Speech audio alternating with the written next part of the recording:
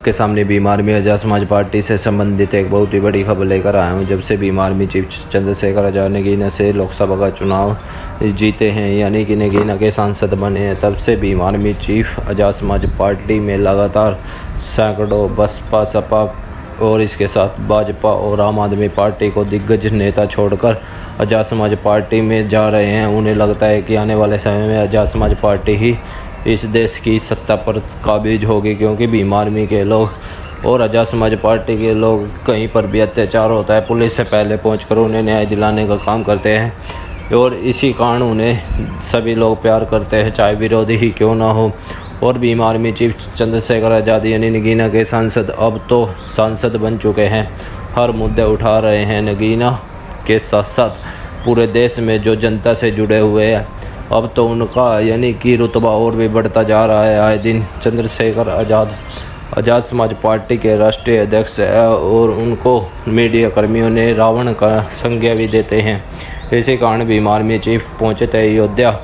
वहाँ पर बोले कि एक मीडिया कर्मी से दोषी की कोई भी जाति का हो उसे सज़ा मिलनी चाहिए, लेकिन बिना जांच के किसी निर्दोष को सज़ा ना मिले।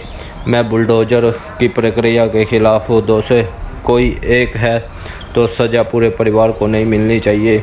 दोष सिद्ध करने के लिए न्यायालय है, किसी के आशियाने को तोड़ना गैरकानूनी है। हम पीड़ित परिवार के साथ है। हमारी टीम परिवार से मिलने भी गई थी और भीम आर्मी चीफ ने इसके साथ साथ बोला कि हमारा यानी कि आने वाले प्रदेश में उत्तर प्रदेश के 10 की 10 सीटों पर उपचुनाव बहुत ही दमदारी से लड़ने जा रही है। आप भी सुने चंद्रशेखर आजाद का इंटरव्यू। हमारी टीम भी जाके हमसे मिली थी। कार्रवाई हो रही है और मैं चाहता हूँ कि कठोर कार्रवाई हो, कोई निर्दोष उसमें उसका उत्पीड़न न किया, कोई दोषी बचे। सुन लो पहले। नहीं, बुलडोजरी कार्रवाई से मैं सहमत नहीं हूँ। बुलडोजरी कार्रवाई इसलिए सहमत नहीं हूँ, अपराध एक करे, आदमी करे, उसके पूरे परिवार को सजा मिले, ये नहीं होना चाहिए। आपसे मैं कह रहा हूँ, न्यायपालिका पे हमें भरोसा रखना चाहिए। हमारी पीड़ित परिवार से वार्ता हुई है। मेरा ये मत है कि ऐसा ना हो राजनीतिक कारणों से निर्दोष लोगों की कार्रवाई हो। मैं चाहता हूँ कोई भी दोषी, एक भी दोषी बचे ना, लेकिन निर्दोष उसको राजनीतिक कारणों से उसको सताया ना जाए, ये भी मैं चाहता हूँ। सांसद जी किसी पार्टी का नेता, जब भाजपा का हो किसी पार्टी का सांसद, आप पीड़िता से मिलने जाएंगे? मैं आपसे क्या कह रहा हूँ, हमारी टीम मिलकर आई है और लगातार हम लोग उनके संपर्क में हैं। और मैं फिर आपसे कह रहा हूँ, आप ये समझो, मुझे कल इस बात का दुख हुआ कि हमारे साथी निषाद जी कल रो पड़े।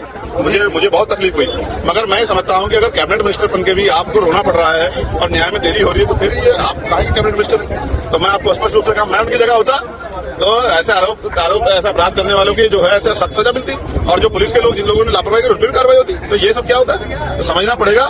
और जिम्मेदारी ये है कि कानून व्यवस्था उत्तर प्रदेश में किस हाल की, इस बात को भी समझना पड़ेगा। कोई अधिकारी अच्छा काम करता है तो नेता उसको जो है जीने नहीं देते, और कोई उनके हिसाब से काम करता है तो फिर ये सब होता है। इसलिए मैं आपसे कह रहा हूँ, किसी भी आइडेंटिटी का अपमान नहीं होना चाहिए। इसलिए कठोर से कठोर कार्रवाई हो और इसकी कठोर जांच हो, क्योंकि जांच होने से ऐसा ना हो कि कोई और आदमी जो है जो लिप्त बच जाए, लेकिन कोई निर्दोष भी उस पर कार्रवाई ना, इसका भी ध्यान रखना पड़ेगा।